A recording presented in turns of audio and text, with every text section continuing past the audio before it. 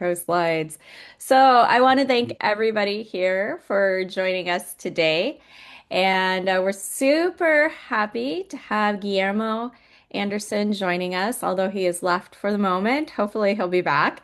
And so Guillermo is coming to us from St. Brigid's Creamery to talk today about the butter breakdown, the organic edition. And one of the things that we are just so excited that we're able to do here at Ontario Organic is bring you lots of experts to talk about all things organic. And Guillermo goes by Guy for short. He is also one of our Ontario Organic board members. And I'm going to use this moment to mention that we do have our AGM coming up in September, and I believe this week we'll probably be sending out a call out for those people that would like to join our board in September. So we have a few openings available, and we're hoping to bring some new expertise onto the board in addition to the amazing expertise that we have in people just like Guy. So, so before we get started, I'd like to do a land acknowledgement. And at this time as well, if you are joining us anywhere from across Ontario, across Canada, we'd like to know where you're coming from. And so if you can drop where you're coming from in the chat, that is great. And it'll also be a great time if you want to also do your land acknowledgement for where you're at. But because we're all coming from across Ontario, possibly Canada, sometimes we even have people visit us from outside of Canada on these webinars. We want to recognize that the farms and the land and the food systems we work within are part of the traditional territories of many Indigenous nations, and we acknowledge their long-standing relationship with the land and the knowledge that continues to shape how it is cared for today. And yeah, so we're very thankful for that. A little bit about who we are at Ontario Organic. There's our board from a couple years ago. Guy, you're not in there. Yeah, so we are a small but mighty group, and so we have our core staff as well as our working board members, and our job is really to help you out in organics in Ontario, and whether that's helping you out as a farmer, as a processor, as a policy worker, or somebody who eats and chooses organic foods, our job here is to help you and so that we can build a stronger food system grounded in science, but also with this community piece that we have here. And we are not for profit. So a lot of people think we're an inspection agency or that we're looking at things, but really our job is just to help you as much as we can with organics.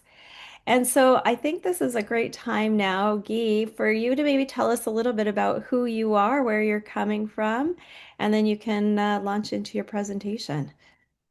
Absolutely. If it's okay, that was gonna be part of the presentation as well. So can I maybe just go take it from Please, there? please, yes. Awesome. Awesome. So let's go back here. And if I hit present, I'm assuming you can see my slide. Yep, it's right I there. I get a thumbs up. So that's wonderful. So, guys, thank you very much for joining us. What an exciting lunch hour. Hopefully, everyone's having lunch or has had lunch or will have lunch because lunch is under appreciated, I think, these days. So, happy lunch whenever that finds you. And if it's here, bon appetit. Um, oh, that's weird. Why that just happened? We went to the end. The big reveal of Handsome Nash. I've ruined it. So okay, spoiler alert, Handsome Nash is looking out into the field at the end of this deck. Uh anyways.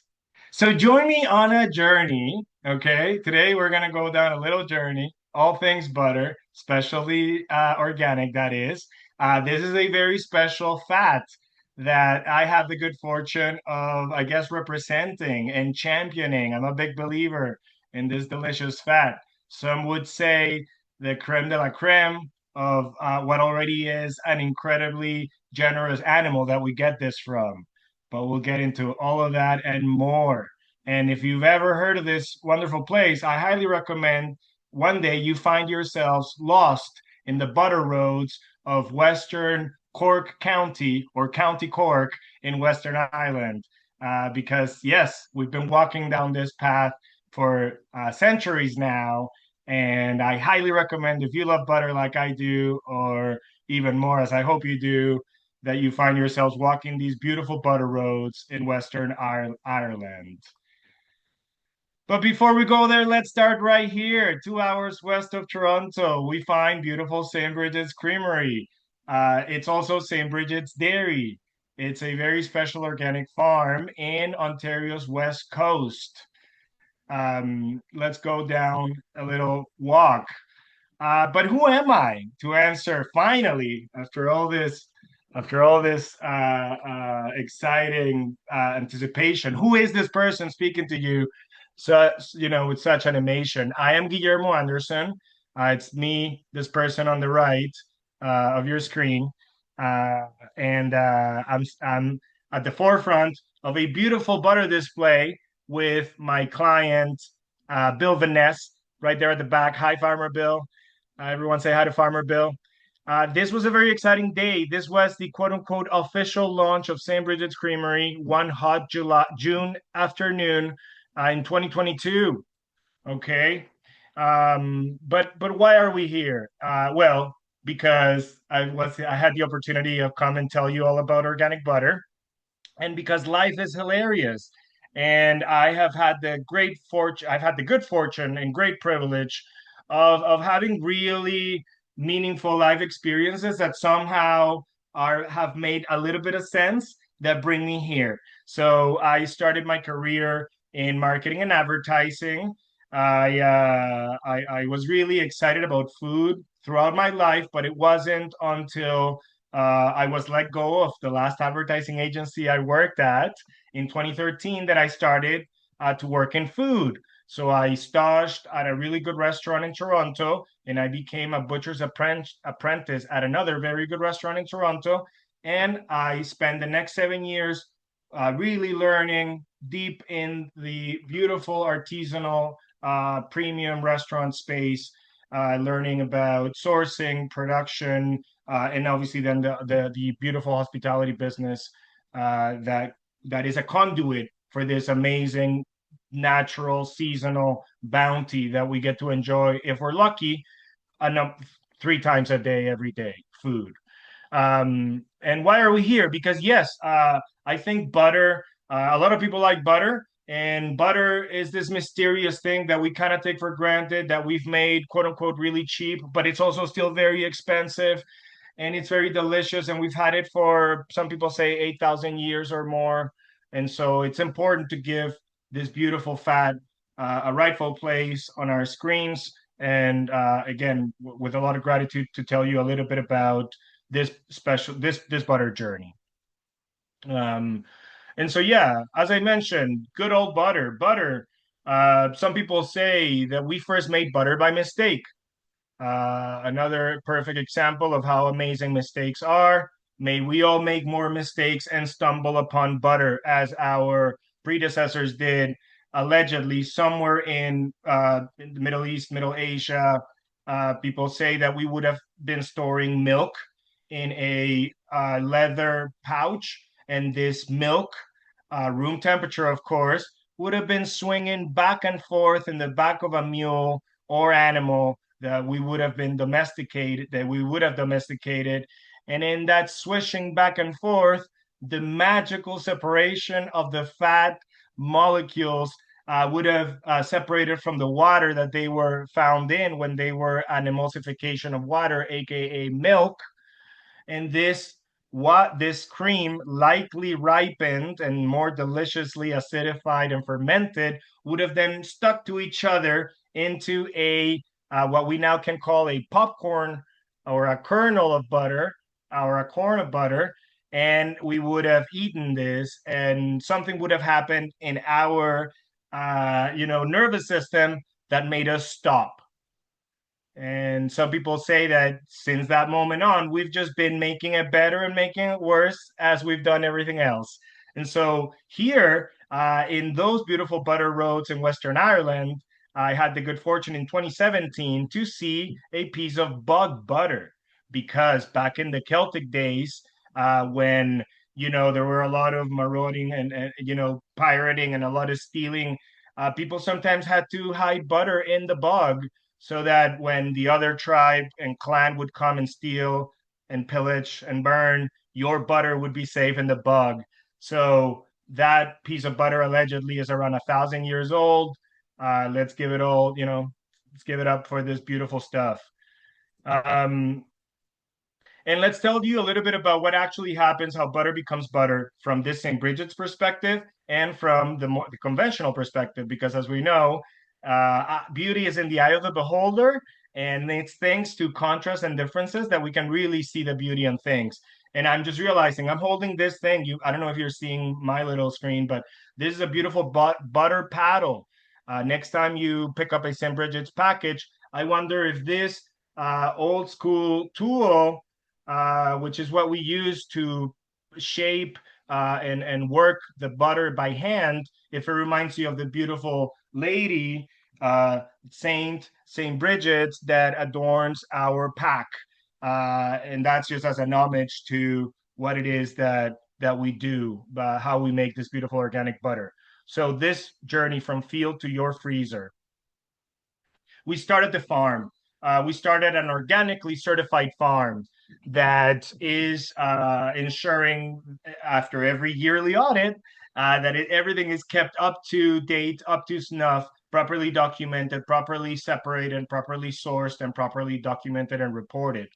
The DFO, the Dairy Farmers of Ontario, coordinates the logistics so that organic contractors, organically certified transporters and contractors are able to pick up this milk, keeping that organic supply from commingling, from mixing up with the rest of the supply, and ensuring that that is the organic milk that reaches the organically certified processor to turn it into a dairy product. What we do at this processor is get all the cream that we can from that milk. So we start with on average, five, high fours to low sixes, mid sixes percent of butter fat raw milk. And then we skim, sorry, we skim the cream, and we make anywhere from high 30s to low 40s butterfat cream that we put into totes and we ship into our co-packers churn. So these are beautiful 80-year-old German churns.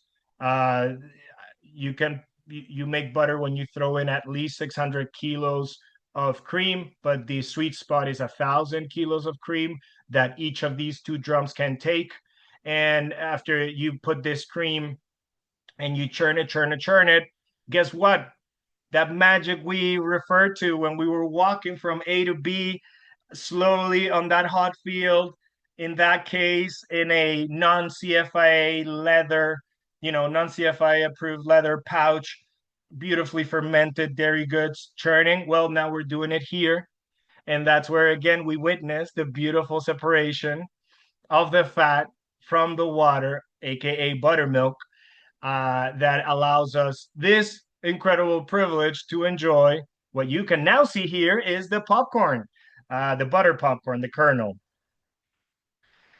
And then from churning, we pack it into our 250-gram packs, 1 pound packs, 10-kilo blocks, and we ship it to either our warehouse, our third-party warehouse in Toronto or in Milton. And from there, we get to serve our distributors, about 7 of them that's together allow us to service this beautiful nation of ours, young nation of ours, as well as in some ways young, and in some ways old and wise beyond our recognition, uh, as Erica reminded us at the outset. And then from there, it's distributors, as I mentioned, getting us from coast to coast to coast. We also have about, which is really exciting, guys, for this small butter company. We're in about 125 doors nationwide, and we directly serve about 200 of those in Ontario and Quebec that we wholesale directly to. And then on top of that, we are very proud to be able to offer you, our end consumer, our butter by the case. This is a very premium product, very valuable product, but we're able to sell to you by the case where you can realize some of this value and have it stored for the season or however long it takes you to enjoy a case of butter. Um, and where it finally gets to your home. This is a product that, there's a lot to be said, and it's a lot that we will be saying about it today as we contextualize this.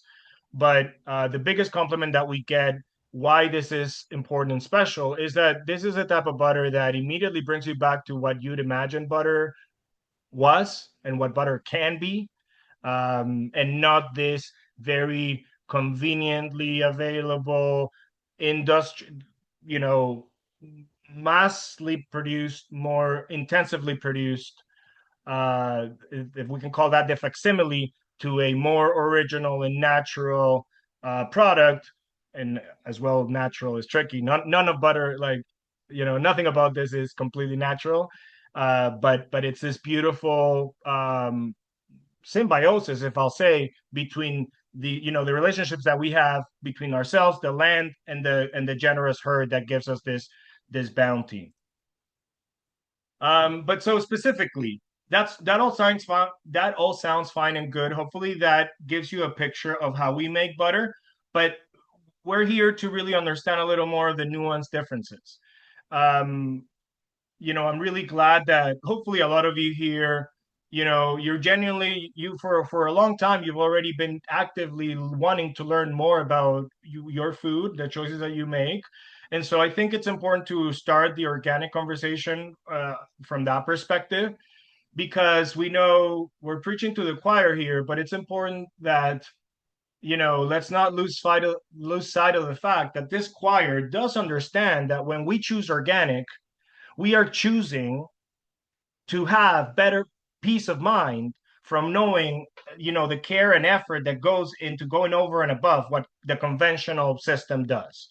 And so if we really explore what incentives organic producers have versus conventional producers have, we can argue that us organic people, organic oriented partial folks, you know I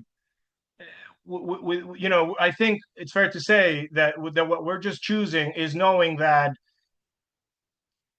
synthetic fertilizers, inputs, and a lot of other ways of thinking about how we make something, that these things have been promoted to fulfill that one incentive of profit and growth, takes you into a very different direction. We cannot forget that we are coming from, I forget who it was, it the minister of food in the 50s or 60s, around the time of the Green Revolution, that literally said, and I quote, "Get big or get out." So as everyone is incentivized to get big or get out, we are going to problem solve with that one direction and that one focus.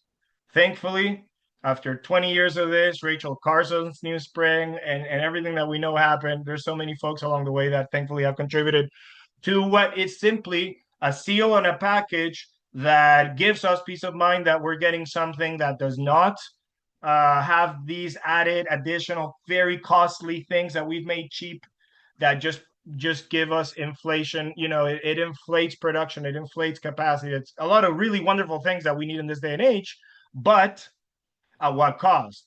It's only cheap in the short term. We know it's already expensive. We can see it. It's very eerie to walk out and see this cloud, uh, the sky that surrounds us. And I don't know about you, but this completely caught me off guard. I'm not the most up to date in the know person, but it's like, okay, things change very quickly.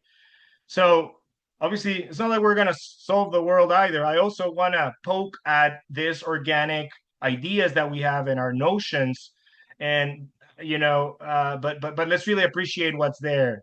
And from my perspective, we really deserve to better appreciate the very small minority of organic dairy producers that choose to go over and above. So, for example, the average Canadian dairy farmer has about 100 cows, 90 to 110, roughly. And under 2%, or about 2% of all dairy producers are organic. So and organic is the biggest niche in dairy, and it's less than 3%. So this is small potatoes. So we need to, I think, or I hope, and this is part of what we're trying to do here at St. Bridget's, is to understand that a seal, it's not a panacea. It's not, it gives us that peace of mind knowing, the floor, the benchmark, what we're agreeing to. And I think at Ontario Organics, we're all really working towards, this creating the awareness to create the expectation of what can be doable, so that eventually the market can catch up. And of course, there's many places to look at models of how they've managed to make organic more pervasive. We have a lot of work to do. And that is an area that it's particularly exciting for me, as we're really trying to understand the room that we have to grow, as we are making not just product that gives you peace of mind, but product that we really want to tell everyone about, and that it's delicious unlike anything else. And that's the tricky, that's as therein also lies the challenge on how to do that. And so that's where I really want us to focus on organic, really looking at opportunities for us to, through hospitality, through storytelling, through literally hosting, like everyone here, hopefully, will somehow find themselves holding a piece of St. Bridget's in the next little while and have more to say, to impart some of that beauty and excitement that we can still make available. It doesn't have to be so precious, even though at the price point that we offer St. Bridget's is very precious. Um, but let's look at also at these choices specifically, because in a product that has so many things as St. Bridget's, it's important to understand how different aspects of it, different certifications, different requirements, if you will, are shaping it what it is. But organic as a whole really has so much. It's already so far into what, so far above and away from convention. Okay, so for example, we know that conventional is optimized for consistent high volume supply, and it does keep that milk affordable and available at scale. There's a lot of things that we can talk about supply management in our conventional system. No one size fits all. That also is true for organic. That's true for every producer, every entrepreneur. And so I think that organic, what that does is that it allows, a group of us to come and exchange notes and see how, if different folks are kind of prioritizing and able to walk the talk. Um, Organic, unlike conventional, does optimize for animal welfare. And it's really important to think about, again, can't stress this enough. There is a slew and tonnage of inputs that we are choosing not to bring into the supply chain of these products. And again, we don't need to be growing food the way we've been growing food. Understanding where that comes from and understanding how that's changed. Yes, I know the need for efficiency hasn't changed, but there's been so much advancements that these old misconceptions of, organic being so ineffective, so inefficient, when you're comparing dollars to dollars, at least from milk, producing perspective. Um, Organic really poses, in that peace of mind, you really do know that people are going over and above in how they're thinking about the herd wellness, the land wellness, and all of that. Um, and another important comparison would be, let's say, separating jerseys from Holstein. Not talking about how, in an ideal world, the jerseys are organic, but again, there's so many choices that a processor, a producer, a marketer has to make, to understand how, for example, yes, in an organic system, we do know that per liter of milk is going to be more expensive, in some respects, but how are you accounting for everything that you're saving? And there's also, how are you accounting for the efficiency in having a, let's say in this case, a more naturally nutriently dense product? For example, a lot of conventional dairy producers pride themselves in their ability to quickly up butterfat through palm oil derivative feed. And I was in a room of conventional dairy farmers where they literally, I heard someone say under their breath, being like, wow, we're good. Because you could see year over year how much more butterfat they've been able to ship in their shipments of milk. It's easy to do that if you have a big lever that says palm oil and then you're just up in the butterfat. When you're choosing a smaller jersey, that's simply because it evolved to have better feet, to walking feet, grazing feet, that is lower to the ground. So it's literally a better converter of grass. That evolved to be a smaller frame because she comes from the island of Jersey, not from the continent of, continental Europe, where the giant Frisian and giant Holstein comes from. You have a beautiful, majestic force of nature that gives us so much more nutritious milk, not just this higher naturally occurring butterfat because she's that generous. And we've gone very good at asking, maybe not the nicest way, but taking this from her. Dairy's tricky, demanding this from her. They are so generous that if you look at a system that's been built, conventional system in a barn for the size of a giant Holstein that just produces more liquidy milk, more water in each liter of milk, versus a Jersey managed organically that produces less milk but 20% more protein, more sugars, and we're talking about um, lactose and all these components that make milk the nutritious food that it is. Did it have to become the national breakfast food that every government pushed as a way to push and keep price and all that? No, milk is tricky, but I think we can all agree it is a beautiful food. No surprise, no coincidence. We evolved with it, and there's still ways that we can do justice to it and get so much more from it if we tweak. So, as I mentioned, St. Bridget's is not only organic, it's also, and we're very proud of this. I'm very proud to tell Bill's story because Bill sits alone in having the highest regenerative organic certification in the world. It's the only silver level regenerative organic alliance certified dairy product in the world. That's a big deal. We're talking Rodale Institute, Patagonia, Dr. Bronner's. Seals are not a panacea, but this does speak to the commitment of how a farmer is believing and walking a talk of continual improvement towards making dairy more coherent, more beautiful, more elegant, and how we understand nature to be beautiful and elegant. It's also animal welfare approved by a greener world. We like that complements organic animal welfare requirements. Organic, as I mentioned, is already a huge benchmark to over and above conventional dairy. All will always recommend organic over or conventional, so long as it's also sustainable for you to source that for you. We all have to make our choices, and inflationary pressures are real.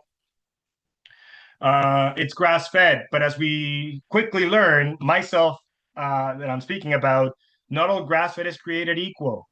It's very interesting to be a conventional grass fed producer where you, through inputs, can make a lot of grass and can make a lot of one type of grass that sure produces a lot of milk, but does it bring the density, the diversity that ultimately makes the milk and everyone that touches that product along the way healthier?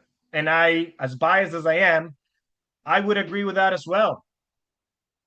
When you're looking at perennial pastures that have real biodiversity, that allow the cow to be more of a cow, to choose from this bountiful buffet of forbs, grasses, broadleaves, you have to witness it, first of all. If you've never heard a cow, swath the grass and snip them with her tongue, and the breath.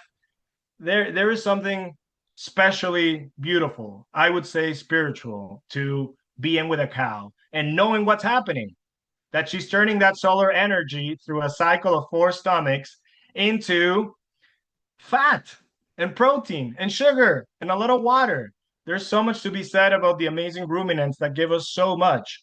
And jerseys are, they hold a special place in my heart, not just because they've been helping me pay my mortgage for the last 5 years, but because you really have to witness them to see how incredible these things are. It's A2A2. That is a beta casein um, that more and more people are finding is easier to digest.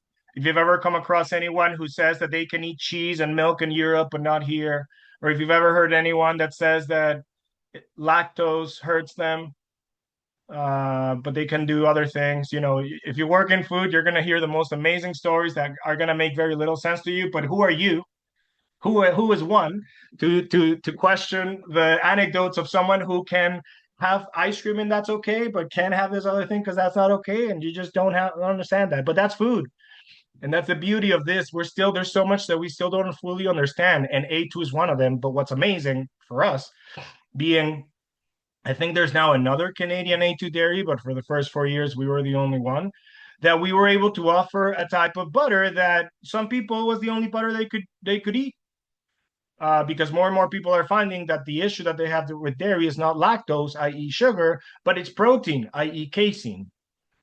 Okay, I already mentioned a little bit about the Jersey. I already touched on a bit of the pasture, right? It has to be more than grass fed. The standard that we are subscribed to is grass fed, but it's really what you're talking about is a pasture management, part of holistic management. And holistic management is what led to market this other seal is verifying there. I don't know if you guys know of the Savory Institute, the Savory crowd.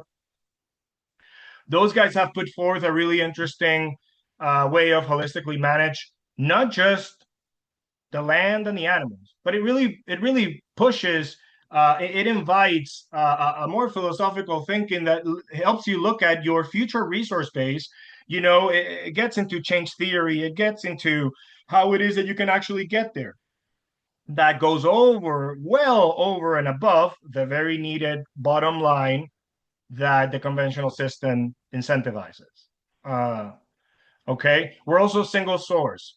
So that means that it used to be just one farm, one fire number address. But of course, we're talking about source is management, source is terroir, is all coming from Brussels. Brussels, 2 hours west of Toronto, half hour inland from Goderich, is where the Van Ness St. Brigid's Dairy operation is. Thankfully, Bill has been able to enlist the support of a daughter farmhands to become contractor producers, so that we can continue to milk these A2 animal welfare approved, regenerative organic certified, organic grass fed jerseys for you. And offer, like I mentioned before, not just something that has all these seals and that gives you this peace of mind, but hopefully when you try it, it really brings you back to either that trip, that memory, or that expectation of what butter can be. And then we cannot not touch on Bill and Cindy's story, because you also talk a lot about choices, right? So Bill is third generation Dutch Canadian farmer, although the other day he said second, but before he had told me that his grandpa had crossed over in the mid 50s and he had dairy. So maybe not technically a commercial dairy farmer, but he was a dairy farmer. So I stand by my third. Um, this is funny. I need to go find my charger. I'm sorry. Can we pause real quick, Erica? I'm so sorry to do this. I just don't want to disconnect. Sorry. Yeah, no problem. And if anybody has any questions, feel free to drop them into the chat and then once Guy's actually wrapped up here, we'll ask him some of those questions. We're So almost done. We're almost done. Thank you for your patience. yeah, no Okay. problem. We're back. Bill. So Bill, third generation. Um, Imagine being in this line of thinking. You've seen your grandfather do things one way, you see your dad do things one way. It's now the turn of the children now grown to take over, and you're gonna say thank you. I'm gonna go Jersey instead of Holstein. That's huge. You know how I was saying that less than 3% of Canadian dairy farmers are organic? Less than 4% of Canadian dairy farmers are Jersey farmers. So give it up for the Jersey farmers of Canada and Ontario. Um, he says, I'm going to take them outdoor, not into the barn. He goes, I'm going to start my breeding with A2 back in 2009. And over the next 14 years, does some trials to add value to his milk and continues, as I mentioned, to continuously evolve and iterate. And Cindy, thank goodness, got to give it up for Cindy.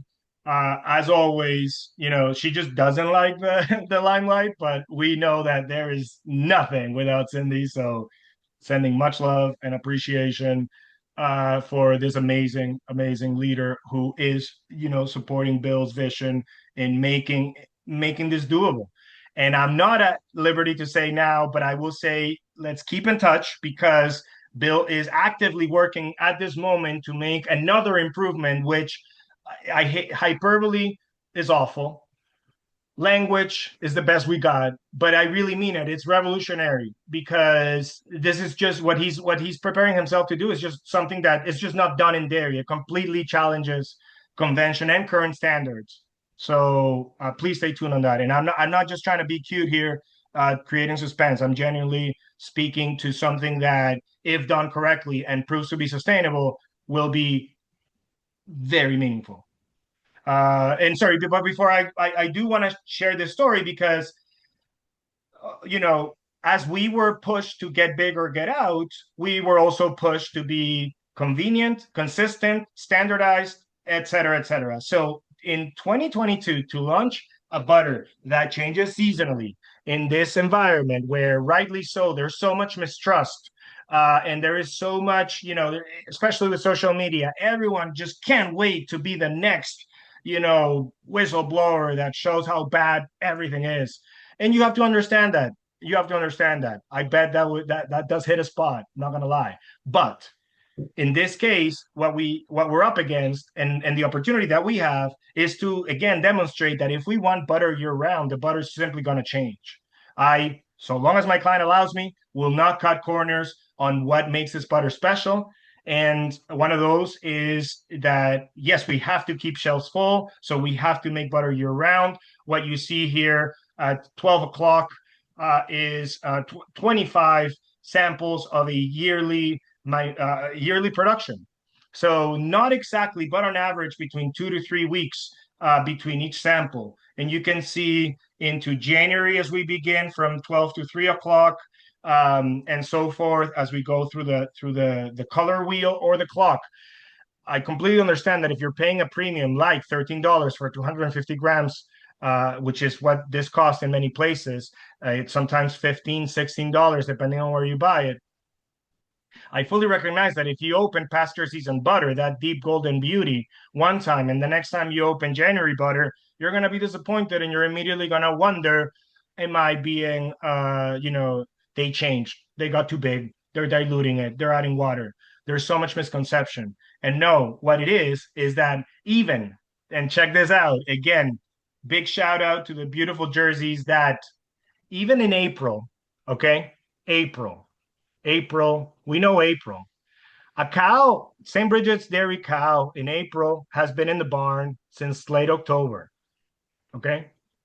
And when I get that milk in April and I make butter with it, that April milk butter still has nearly double the amount of beta carotene than another Ontario organic grass fed butter from September.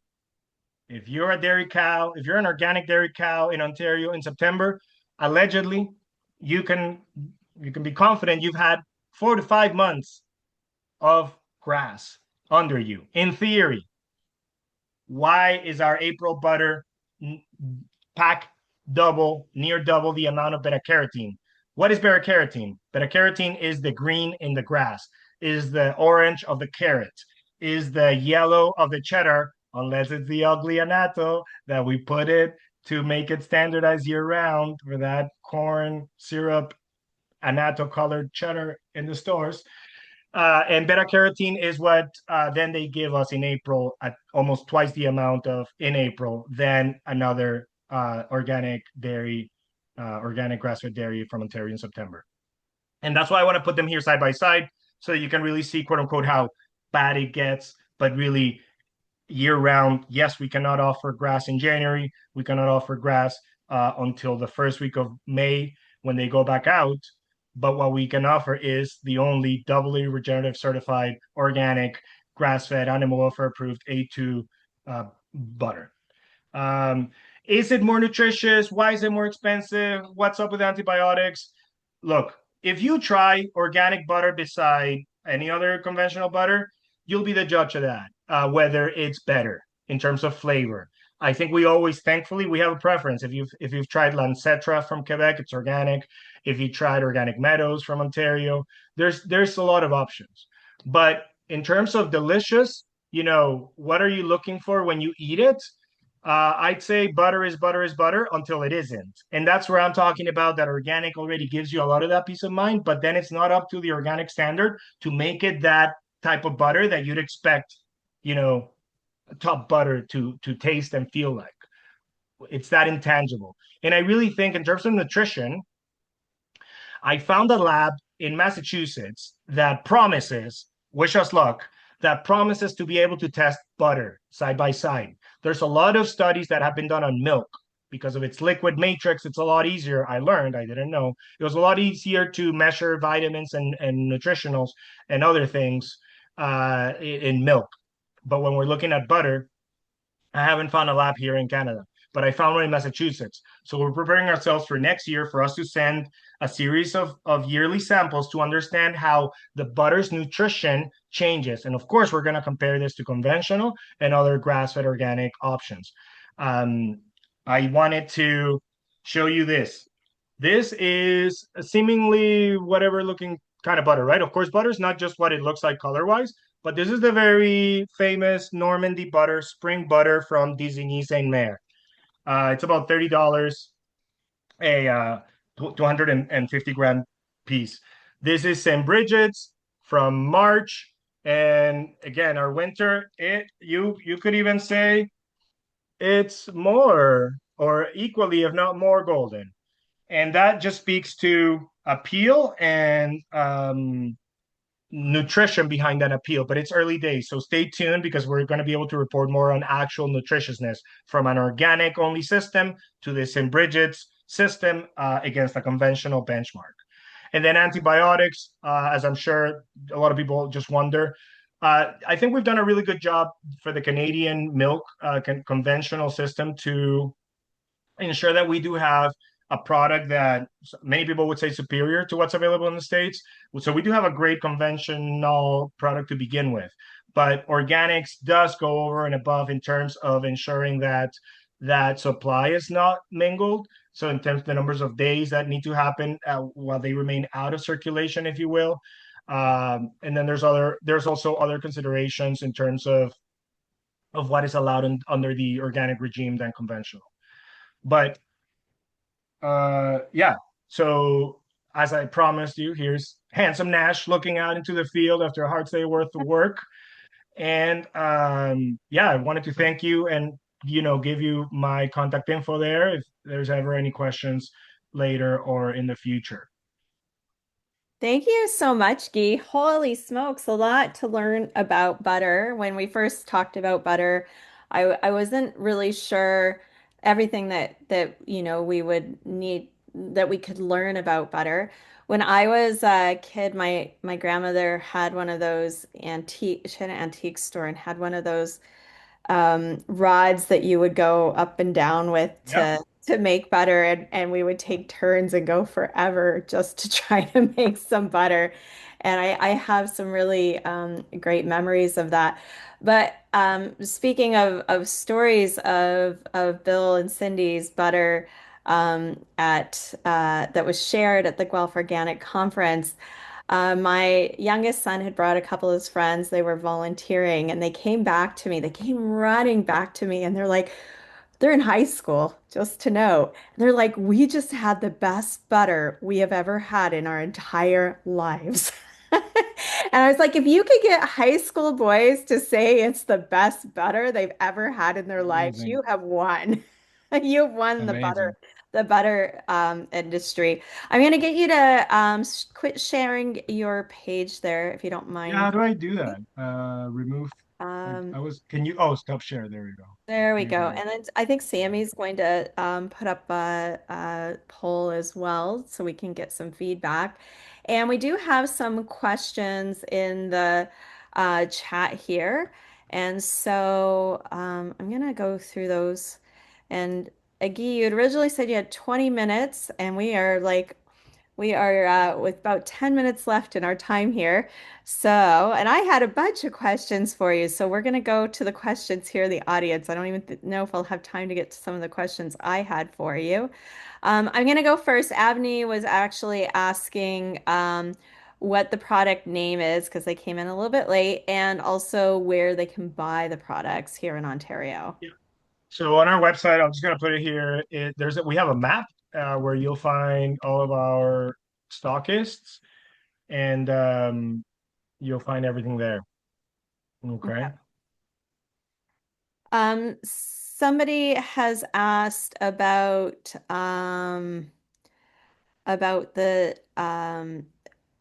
what are your thoughts on regenerative organic, which seems to be garnering interest by consumers? That's a pretty big question from Kirkview Farms. And what I do, if I can actually, I'll just interject here, and then I'll let you get your spin on it, Guy, from working with Bill and Cindy. But the regenerative organic certification is a certification that's actually you can get here in Ontario, the certifying or not across Canada, and the certifying bodies will give you that as well. Mhm. And as Guy mentioned, there's tiers even within the rock certification, and Yeah. so I don't know if it's like silver, platinum, gold, or something like that, but there's like the different levels depending on how much you're doing towards that regenerative piece. And I just want to say that I think it's a really great certification, and you know, organic always has had regenerative as part of it, but this is now going even further to those what I forget his name, the Dieter. Anyways, the regenerative standards. So, Guy, I'll pass it over to you though to see what you think. What are your thoughts on Yeah. regenerative organic? To to me, it's great. It's especially I'm I especially like that Bill has organic, regenerative organic, and regenerative conventional, because they do two different things. The Land to Market, which is the Savory crowd, the Savory Institute, they are looking at yearly monitoring on the land, where they're looking at water cycling, energy, and uh, like energy cycling, flora and fauna and microfauna presence, and how that evolves over time, so as to demonstrate an actual regeneration through the heightened activity and relationships between these stakeholders that are present in this ecosystem. So I think that having that, as well as regenerative organic, which, as I spoke to, yes, the rock does have bronze, silver, and gold, and for Bill to be silver is, like I mentioned, is the only one in the world. Yes, I think it's early days, and it's a word that, even now supermarkets are claiming it. It's difficult because it speaks more of a, of a broad North Star, that it isn't fully, standardized as organic is. So it's a bit of a Wild West. As Erica did mention, that has also been part of the, um, it's been baked into organic since day one. But as a just in the, in the spirit of, in an interest to really pose this question forth, something I'd never really considered, which I learned through Savory, which is this holistic management, practice and philosophy. he's in a way, interestingly and correctly claiming that until the Industrial Revolution, or then, until the 40s or 50s, not just not you can't blame the organic uh, system, but the observation that every civilization that has come before us was organic, and in many cases, it didn't stop desertification. It didn't stop a lot of things that ultimately, in addition to everything else, force the end of that civilization. So again, that's a broad stroke that it implies a lot, but it is interesting that I think organic alone doesn't do it. If you're not using these other tools and other pieces to ensure that you are creating more organic matter, to absorb more water, to create more, bioavailability of nutrition through these other more diverse players in a richer, more active ecosystem. You know what I mean? So organic, to me, it's that benchmark that gives you that, in a way, it should be, as many of you have probably heard here and probably agree, shouldn't we be labeling conventional food as conventional and keeping organic food as food, right? But of course, that's not the case. But in there lies that reality. So, anyways, Yeah, and I I think think that it's comes, it's it's a yeah. walk we all have to move towards regeneration and get very seriously focused on how to define it. Yeah, all right. And I think that's, when we talk about 2 to 3% of the dairy market being organic, it's going to be hard to get those labels switched. And so I think is that we need to get higher and higher market shares so that Yeah. eventually it's a little bit easier for us to do that. Pamela has a question about the mandate that standard butter Yeah. contains a minimum of 80% Yes. milk. Yeah. So yeah, thanks, Erica. So yeah, Canada, for you to call butter butter has to be 80. Um, I don't like. I think butter fat. We all understand how a single number can do a lot, but it's not all that. St. Bridget's is 84%, and we're proud to offer you 84%. But it's really interesting. Um, the French will, yes, AOP requires higher butterfat because they know that higher butterfat is a better product, but it's not then that you're aiming for 85 and 90. You know, I feel like then we also, it's not that more is better. For a lot of people would say that an 82% cultured butter is gonna outperform an 84% fresh butter any day. Of course, there's preference, but what they're talking to is how texture from the fat and the water and everything else, as well as the texture from then how fermentation and ripening, how that changes the fat, how it clusters, how it performs, how it melts. It really changes the product for what many would deem better. But again, it's in the eye of the beholder. But yes, the more, I don't know if you have had this experience, I highly recommend it. If you're in a position to try higher fat butter, what I think you're immediately going to go for is just notice how it isn't a greasy mouthfeel, but a creamy mouthfeel. To me, that's the best descriptor on kind of what you'll find. But I'm really, I feel like as we tend to do, is not just about upping butterfat just to up it. If you want the highest amount of butterfat possible, just buy oil or ghee, butter oil, um, clarified butter. But then that's something else entirely. And yeah, Yeah. All right. Well, Guy, I think we've just run out of time. I think we have so many more questions that could be answered, and maybe we'll have to do a part 2 on butter here, and then we can also take in any questions that you may have, and we'll get them to Guy, and then can get some of those answers back to you. I want to say that this has just been really enlightening, Guy, to hear you talk about better and the excitement. And I know you bring that same excitement to our Ontario Organic Board as well. And we really appreciate your passion. A couple of other things to note happening in the future is that we have in July 27th, we're going to be continuing with our Market Garden Diaries and talking about what's actually selling at for our small market gardeners. So we're interested in finding out what's going on with that. August 4th, we have automation in agriculture, and we're looking forward to bringing in a little bit of a talk about robotics and such with BHF. So we'll be having them join on August 4th. And I think we have another guest for that one coming in too, I think, Sammy, right? So, and then our August 13th, we have teaching kids about organic, and we're partnering up with Agscape for that conversation about teaching kids about organic. So, those are all things that you can join us in from the comfort and smoke-free part of your home.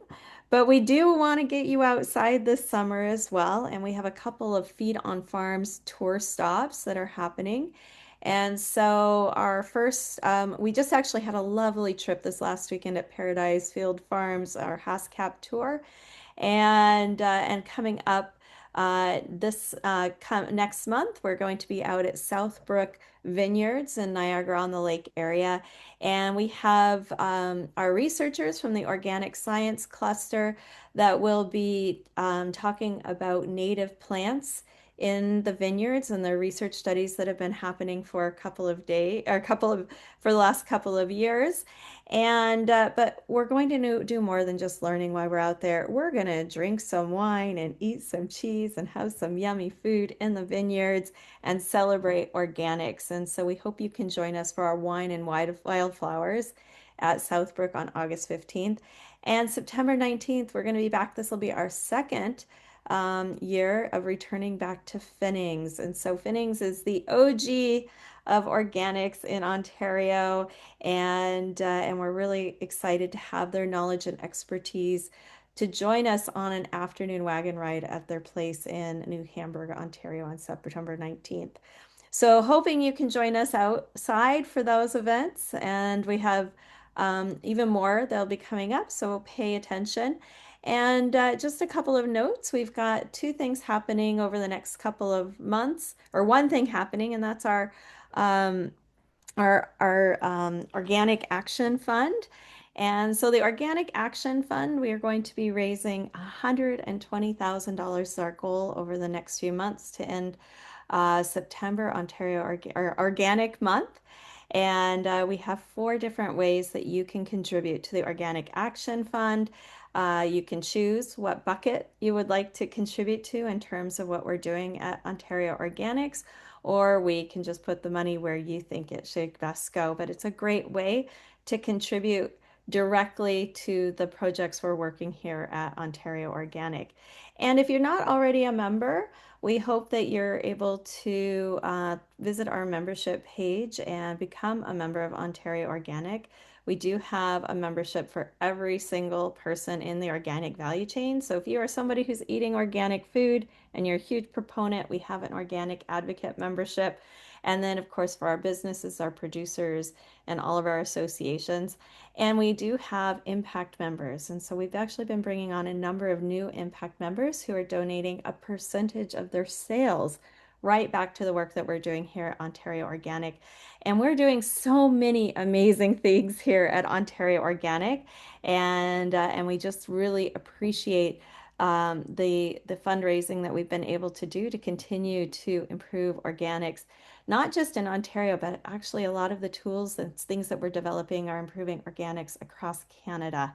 And that's where this funding goes to. So, not just bringing you amazing speakers and webinars and events, but also developing tools and connections and advocating for organics in Ontario. So, please consider a membership if you're not already a member. And with that, I want to thank you once again, Guy, for joining us on the butter breakdown. I definitely feel like I know way more about butter and about cows and how they're low to the ground and casein and so many things I didn't know before this conversation today. So yeah, thank you so much for joining us, Guy. All right. Have a great day, everyone. We'll see you at the next one. Thank you